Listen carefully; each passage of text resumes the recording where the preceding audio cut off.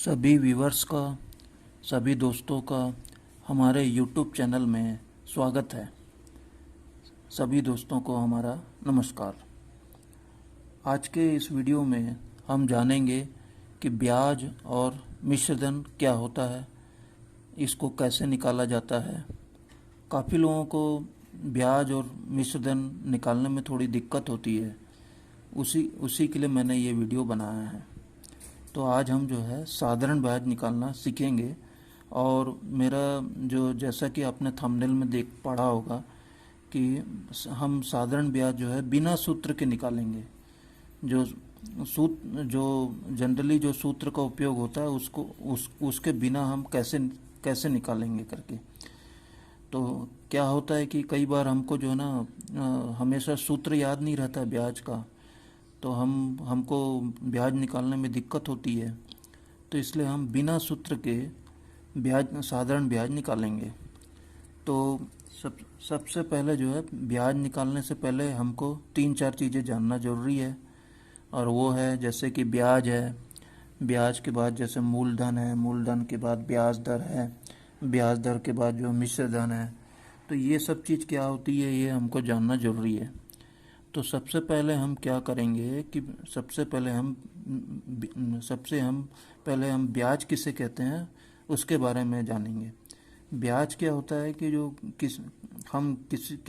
किसी साहूकार से या किसी संस्था से या जो भी फाइनेंशियल इंस्टीट्यूशन है, जहाँ से भी हम कर्ज लेते हैं या अपनी आवश्यकता के लिए जो ऋण लेते हैं, कर्ज लेते हैं या उधार लेते हैं, तो और वो जितने समय के लिए हम उधार लेते हैं, मान लीजिए कि 6 महीना के लिए लेते हैं या 8 महीने के लिए लेते हैं या साल, 1.5 साल, 2 साल के लिए लेते हैं, तो उतने उतने तो उतने रकम के ऊपर हमको जो है कुछ अतिरिक्त राशि देनी पड़ती है। जैसे कि हमने जो है 5,000 रुपये मान लीजिए कर्ज लिया है, तो 5,000 रुपये के ऊपर हमको 10 महीने के बाद कुछ अतिरिक्त पैसा हमको लौटाना पड़ता है। सिर्फ 5,000 रुपये नहीं देना पड़ता, 5,000 रुपये के ऊपर हमको अतिरिक्त पैसा देना पड़ता है। तो वो जो अतिरिक्त पैसा जो हमको जो है 10 महीने बाद जो हमको लौटाना पड़ता है, तो उसी को हम ब्याज कहते हैं। तो और ब्याज को हम ऐसे समझ सकते हैं जैसे कि जो है हम अपना जो है ब्याज एक प्रकार का किराया है। जैसे कि हम अपना 1 लाख रुपए मूल्य का कोई मकान किसी को हम रहने के लिए देते हैं, तो बदले में हम क्या करते हैं, उससे किराया लेते हैं। तो किराया लेते हैं जैसे कि महीने का हम 1,000 रुपये, 2,000 रुपये, इस प्रकार से। तो उसी प्रकार जो है हम अपने जो 1 लाख रुपए की रकम किसी को हम जब उधार देते हैं, तो बदले में जो है उससे हम किराया लेते हैं, उससे कुछ पैसा लेते हैं। तो उसी को हम ब्याज कहते हैं। जैसे मकान के केस में किराया लेते हैं, वैसे ही इस रकम के केस में उसको ब्याज कहते हैं। तो ये तो हो गई ब्याज। अच्छा, और उसके बाद जो है अब हम जानते हैं कि मूलधन। अब मूलधन क्या होता है? मूलधन जो है कि मूलधन जो है कि जो रकम हमको, जो पैसे की जो ज़रूरत पड़ती है, और हम जो रकम जो साहूकार या उससे जो उधार लेते हैं, तो उस रकम को जो है, जैसे कि हमको मान लीजिए कि 5,000 रुपये की रकम हमको उधार लेनी पड़ी, तो उस 5,000 रुपये को हम जो है मूलधन कहेंगे। जितनी रकम हम उधार लेते हैं उसको मूलधन कहते हैं।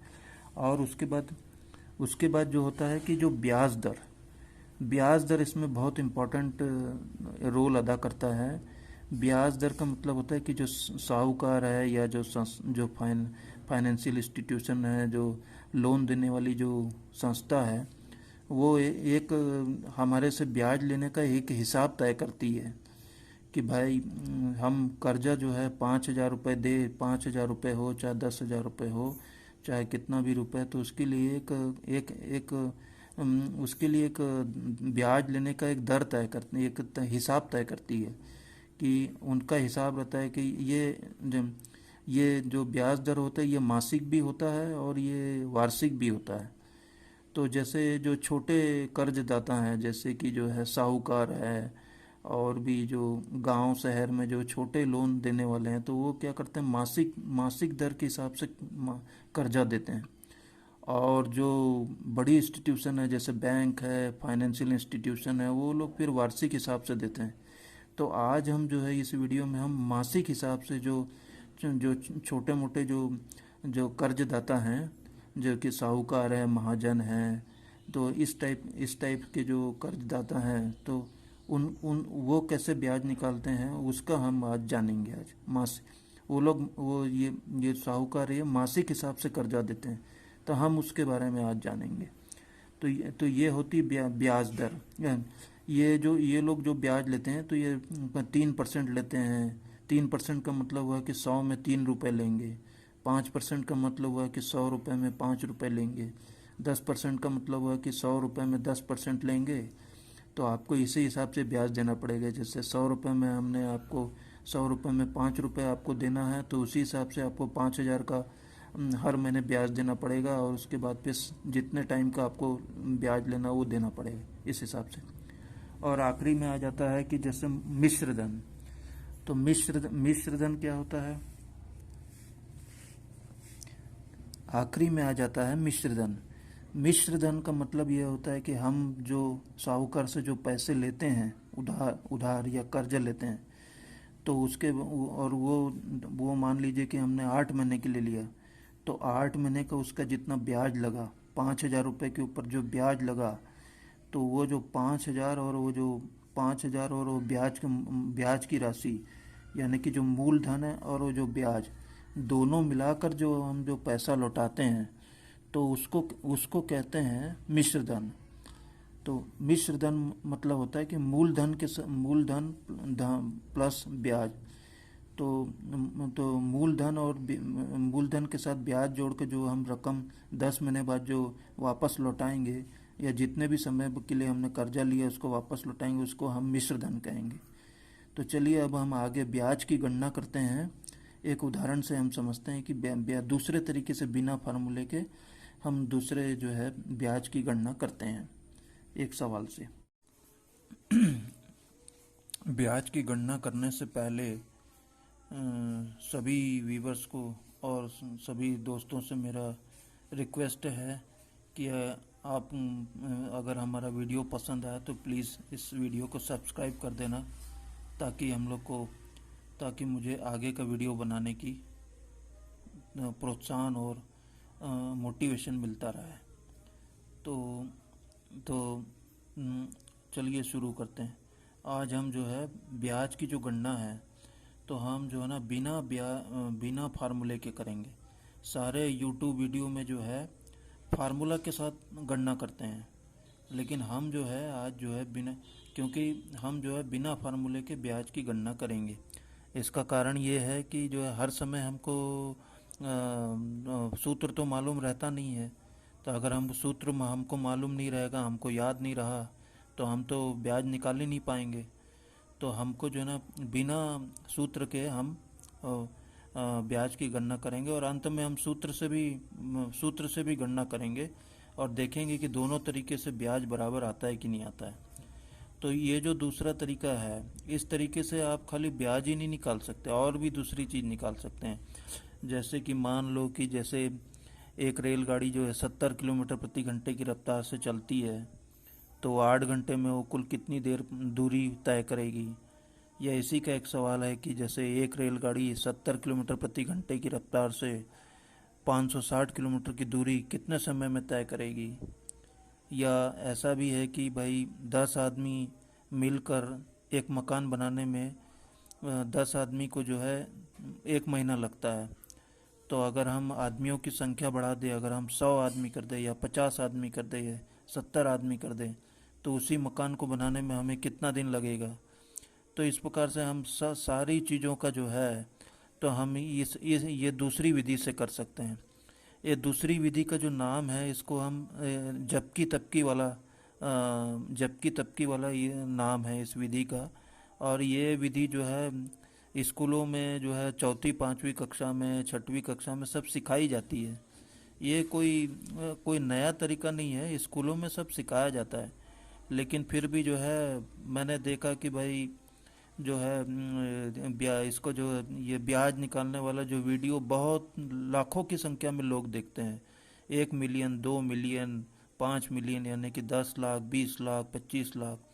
तो मुझे लगा कि सही में ब्याज निकालने में लोगों को कुछ तकलीफ है, तो इसीलिए मैं ये वीडियो बना रहा हूँ कि सरल तरीके से कैसे ब्याज निकाला जाए। तो उसी के लिए मेरा ये वीडियो है।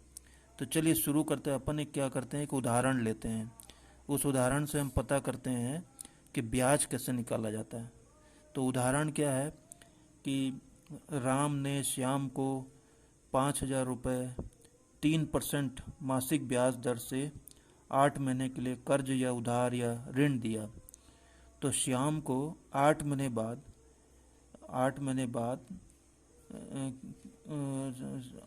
बाद कितनी रकम राम को वापस करनी पड़ेगी। सवाल एक बार फिर से रिपीट कर देता हूँ कि राम ने श्याम को 5,000 रुपये 3% मासिक ब्याज की दर से 8 महीने के लिए कर्जा या उधार दिया।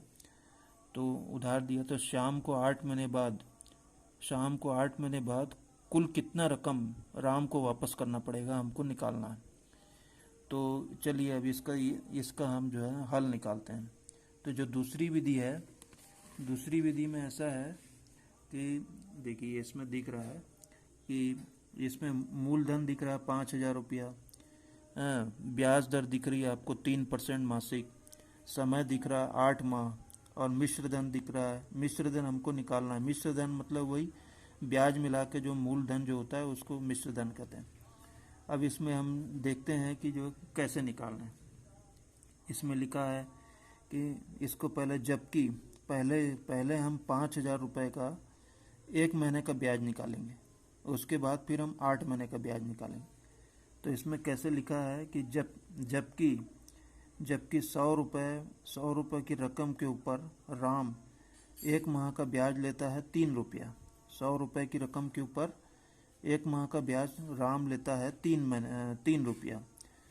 तब जो है 100 रुपये में इतना लेता है, तो 1 रुपये में ब्याज कितना आएगा। तो जो है आपको जो है ना, ये जो दाईं ओर की जो राशि है उसको ऊपर लिखना है और बाईं ओर की जो राशि है उसको नीचे लिखना है। तो 3/100 ऐसे आपने लिख दिया। इसके बाद फिर क्या है, फिर हमको जो है कुल कितनी राशि जो उधार ली गई उसके ऊपर 1 माह का ब्याज निकालना है। जैसे 5,000 रुपये की रकम, तो नीचे 5,000 रुपये की रकम पर राम 1 माह का ब्याज कितना लेगा। तो इसको ऐसे लिखना है कि वो 3/100 और गुणित 5,000 ऐसे करके लिखना है। इसको हम ऐसे भी लिख सकते हैं 3 गुणित 5,000/100। और यदि आपको जो है नीचे ऊपर शून्य और ये भाग देना या काटना आता है तो आप ऐसे ही काट सकते हैं। और मान लीजिए आपको नहीं जमता है काटना ऐसे करके, तो उसके लिए आप क्या कर सकते हैं कि कैलकुलेटर से जो है बट्टे के ऊपर वाली संख्या जो है उसको गुणा कर लीजिए जितनी संख्या है, और बट्टे की नीचे वाली संख्या से कैलकुलेटर से अपना भाग दे के निकाल लीजिए। तो जैसे मैंने काटने के बाद 3 गुणित 50/1 आया। तो 1 का कोई मतलब होता नहीं है, तो उसका 3 गुणित 50 आया। तो 3 गुणित 50 मतलब 150 रुपये हुआ। मतलब अभी क्या निकला, अभी 5,000 रुपये का 1 माह का ब्याज निकला है। 5,000 रुपये का 1 माह का ब्याज। अब हम उसी प्रकार से अब हमको निकालना है 8 माह का ब्याज निकालना है। तो हम इसी प्रकार से अब क्या करेंगे, 5,000 रुपये का 8 माह का ब्याज निकालेंगे। तो हम फिर से जबकि लगाएंगे, जबकि 1 माह का 5,000 रुपये का ब्याज 150 रुपये आता है। 1 माह का 5,000 रुपये का ब्याज 150 रुपये है। तो फिर 8 माह का 5,000 रुपये का ब्याज कितना होगा। तो ये ऐसे ही उसमें जैसे ऊपर किया था वैसे ही करेंगे। इसमें 150 है, जो दाईं वाली जो राशि उसको ऊपर लिखेंगे 150 रुपया। उसके बाद जो बाईं वाली जो है 1 महीना को नीचे लिख बटे 1 करके लिखेंगे, और उसके बाद गुणित करके जो है फिर ये 8 करेंगे। 150/1 और जिसका मान निकालना है उसको बाजू में गुना करेंगे। तो 150/1 गुणित 8। तो इसको हम ऐसे भी लिख सकते हैं 150 गुणित 8, और ये होता है 1,200 रुपया। 1,200 रुपये हो गया। तो अब क्या हुआ कि 5,000 रुपये का 8 माह का ब्याज कितना निकला? 1,200 रुपये निकला। 5,000 रुपये का 8 माह का ब्याज 1,200 रुपये निकला। तो अब जो है, अब जो राम जो है, श्याम जो है, राम को कितने रुपए 8 माह बाद लौटाएगा? तो वो जो है हमको मिश्र धन निकालना है। मिश्र धन का मतलब होता है मूलधन और ब्याज। तो मूलधन था 5,000 रुपये। 5,000 रुपये श्याम ने राम से लिया था और ब्याज आया 1,200 रुपया। तो दोनों को मिला के हो गया 6,200 रुपया। दोनों को मिला के हो गया 6,200 रुपया। तो उत्तर आया है कि श्याम को 8 महीने बाद राम को 6,200 रुपये लौटाने पड़ेंगे। 5,000 रुपये मूलधन लिया था और उसके ऊपर 1,200 रुपये ब्याज लगा, तो 6,200 रुपये हमको लौटाने पड़ेंगे। तो इस प्रकार से अब हम इसी का वो देखते हैं, हम सूत्र द्वारा भी ब्याज निकाल के देखते हैं कि हमारा ये जो मान है, जो इस तरीके से जो हमने निकाला है, तो वो मान हमारा सही आया कि नहीं आया। तो हम सूत्र द्वारा निकाल के देखते हैं। तो चलिए अब हम सूत्र से निकाल के देखेंगे। फ्रेंड्स, अभी हमने क्या किया है कि जो है बिना सूत्र के हमने ब्याज की गणना की, बिना सूत्र के हमने ब्याज निकाला। अब हमारा जो है ब्याज का मान सही निकला कि नहीं, उसे देखने के लिए हम क्या करेंगे, अब हम दूसरा तरीका अपनाएंगे। हम सूत्र के द्वारा भी ब्याज निकाल कर देखेंगे। तो सूत्र के द्वारा भी ब्याज निकालेंगे। तो सवाल वही है कि राम ने श्याम को 5,000 रुपये 3% मासिक ब्याज की दर से 8 माह के लिए कर्ज, उधार या ऋण दिया। तो श्याम को 8 माह बाद कुल कितनी रकम राम को वापस करनी पड़ेगी। अब इसका हम जो है ब्याज निकालना। तो ब्याज का जो सूत्र है, ब्याज का सूत्र ऐसे होता है कि ब्याज बराबर मूलधन गुणित दर गुणित समय बटे 100 होता है। तो अब इसमें क्या करना है हमको, इसमें हमको रखना है जो मूलधन है, मूलधन 5,000 रुपये है, दर है यहाँ पे 3% है, समय जो है 8 माह है। तो हमको ये सबका मान रख देना। हमने मूलधन गुणित दर गुणित समय बटे 100। तो ब्याज बराबर हमने मूलधन की जगह 5,000 रुपये रख दिया, फिर गुणा करके दर की जगह 3 रख दिया, फिर समय की जगह 8 रख दिया और बटे 100 लिख दिया।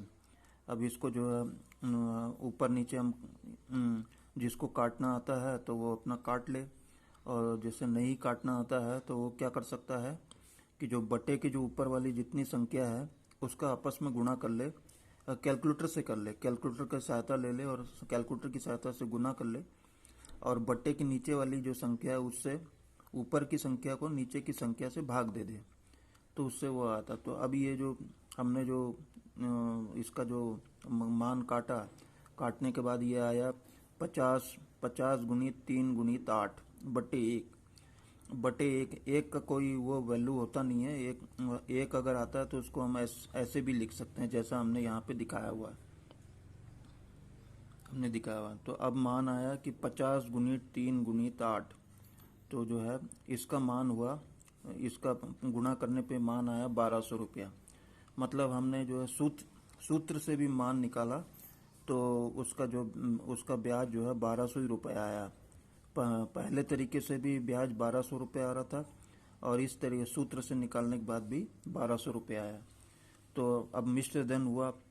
मिश्र धन जो है मतलब जो है श्याम जो है 8 महीने बाद जो है जो राम को जो रकम वापस करेगा 5,000 रुपये के बदले, तो वो उसको हम मिश्र धन कहेंगे। तो मिश्र धन होता है मूलधन प्लस ब्याज। तो मूलधन था 5,000 रुपये, 8 महीने का ब्याज निकला 1,200 रुपया, कुल मिला के जो है 6,200 रुपया या 6,200 रुपये हुआ। तो इस प्रकार से उत्तर ये आया है कि 8 माह के बाद श्याम जो है राम को 6,200 रुपये वापस करेगा। तो ये था हमने सूत्र से भी निकाल के देख लिया। तो आज हमने यही देखा कि ब्याज आज हमने अपने वीडियो में ये जाना कि ब्याज क्या होता है, ब्याज दर क्या होती है, मूलधन क्या होता है, मिश्र धन क्या होता है। और उसी के साथ हमने दूसरे तरीके से जो है ब्याज निकाल के देखा कि जैसे हमको जो है सूत्र मालूम नहीं है तो हम ब्याज कैसे निकालेंगे, तो हमने उस तरीके से भी जो ब्याज निकाल के देखा। और ये सूत्र से भी सूत्र से भी जो है हमने ब्याज निकाल के देखा। तो सूत्र से ब्याज निकालने का एक ही है कि हम खाली जो है इस सूत्र से केवल ब्याज ही निकाल सकते हैं, बाकी और दूसरी चीज़ें जो है उसकी गणना नहीं कर सकते। जबकि हमने वीडियो में बताया है कि जो है हम जबकि तबकि विधि से हम क्या है कि दूसरी चीज़ों का भी मान निकाल सकते हैं, जैसे हमने कि वीडियो में ऑलरेडी पहले ही बता दिया है।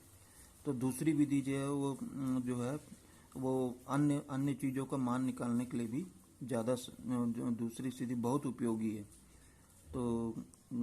तो इसी के साथ सारी चीज़ें बता दी हैं। इसी के साथ जो है वीडियो थोड़ा लंबा हो गया, उसके लिए थोड़ा सॉरी। और अगर आपको हमारा आखिरी में यही कहना चाहूँगा, मैं क्या करूँगा, इस एक उदाहरण में वीडियो में नहीं अगर समझ में आया तो मैं जो है और भी ऐसे जो दो चार वीडियो ब्याज के ऊपर बनाऊंगा, उसमें और आपको क्लियर समझेगा कि कैसे ब्याज निकालते हैं करके। और ये साधारण ब्याज है, चक्रवृद्धि ब्याज वो अलग होता है। चक्रवृद्धि ब्याज का जो है वो उसका जो है वीडियो अलग से बनाऊंगा। तो इसी के साथ जो है आज का वीडियो यहीं समाप्त होता है। यदि आपको हमारा वीडियो अच्छा लगा तो प्लीज़ हमारे चैनल को सब्सक्राइब जरूर कीजिए। सब्सक्राइब करने के लिए जो वीडियो के नीचे जो लाल रंग का बटन है तो उसको ज़रूर प्रेस कीजिए, क्लिक कीजिए, ताकि हमको जो है आगे का वीडियो बनाने की हम लोग को प्रोत्साहन भी मिलता रहे और अनुमति भी मिलती रहे, ताकि हम आगे का वीडियो बना सकें। और अगर वीडियो पसंद आए तो उसको लाइक कर देना और दोस्तों के साथ शेयर भी कर देना। तो हमारा सभी व्यूवर्स का, सभी फ्रेंड्स का हम बहुत हमारा वीडियो देखने के लिए और वीडियो देखने के लिए समय निकालने के लिए बहुत बहुत धन्यवाद।